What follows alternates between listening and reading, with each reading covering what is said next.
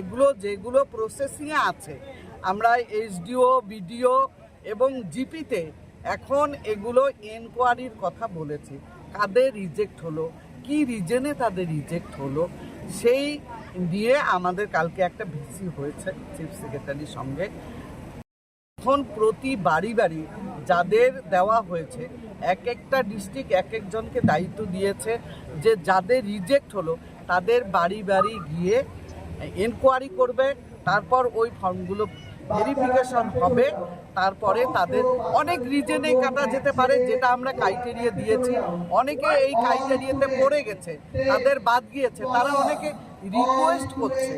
কিন্তু আমাদের সরকার চিন্তা ভাবনা করেছে প্রকৃত যারা যোগ্য সেই মায়েরা প্রত্যেকেই এই প্রকল্পের আওতায় আসবে।